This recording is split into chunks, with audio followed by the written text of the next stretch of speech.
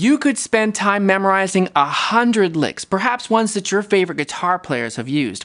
I have certainly done that over the years, but I find that my brain can only hold so many licks, and as I learn new ones, the old ones tend to just fall out somehow. I just forget to use them when I'm improvising. But there are ways to create hundreds of cool licks without having to memorize anything. Here's one of my favorite ways to do that, and it's easy. It works like this.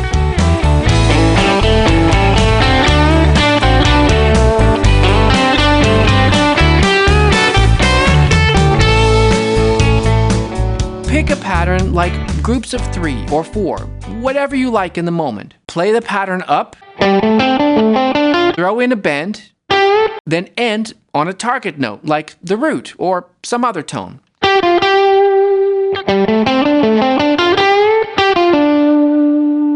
Let's try this one here. I'm going to play up 3, back 1 as a pattern. Do our favorite shape 1 bend, then end on a target note. Let's just pick the root for now.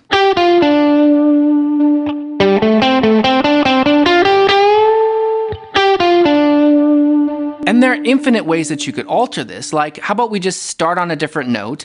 We would end up on a different bend, and so we'll choose a different target note as well. Let's choose the root of the 4 chord, say. So it might be... If we do that faster...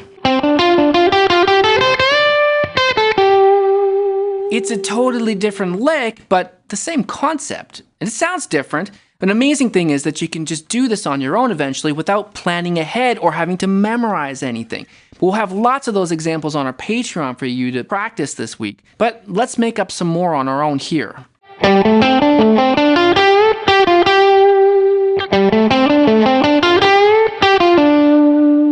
And I would say the guitar players who only play memorized licks, I can tell. They don't actually sound that creative to me. I can hear that they're playing a memorized lick, pause, playing a memorized lick. What I think we also need are connections between those memorized licks. For example, let's use my idea and connect it with a lick from, say, Jimmy Page. This one, you might recognize this. The lick itself is...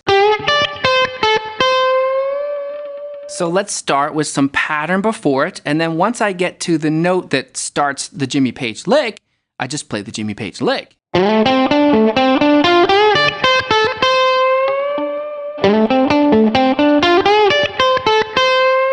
As you can see, it's also just a great way to extend the licks that we might have already memorized, or just the habits that we have. Sometimes students have these cool short licks, cool short licks, cool short licks. But we notice that in some of the greatest guitar solos that we love, it doesn't sound like that. Yes, we need good phrasing. We need space in our solos, but we also need to be able to have longer runs. We need to be able to change the length of our phrases. And using this technique of just adding some pattern and then playing the lick, it works really well. I could even alter the lick itself, so depending on what target note I want at the end. Now, it's really going to become my own lick. I've changed it so much, it starts to sound not so much like Jimmy Page anymore. See, maybe a little bit. So what if I did...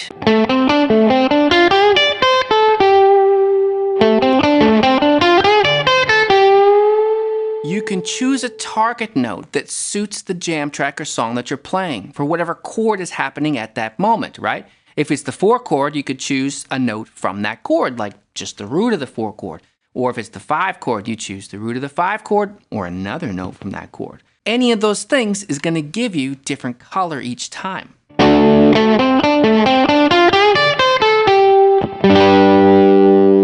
Now it sounds barely like the Jimmy Page lick, right? We've made it our own and we've made it fit in the harmonic context of the song. And truly, it wasn't like these greats were playing only memorized licks either. Sure, they borrowed licks from guitar players that came before them, but they had their own ideas in between.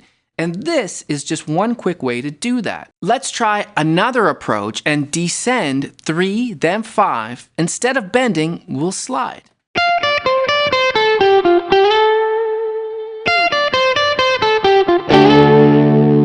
I love that pattern, 3 then 5 when descending. It sounds very natural.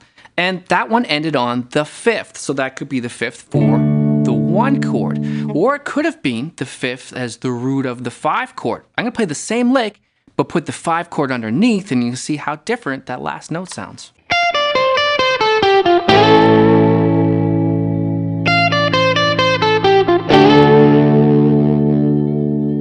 Now it's like you have an infinite number of licks that you can just create on the spot. And it's just one way of doing this. It doesn't have to be pattern, bend, target. There are lots more options in this video I call the infinite lick system.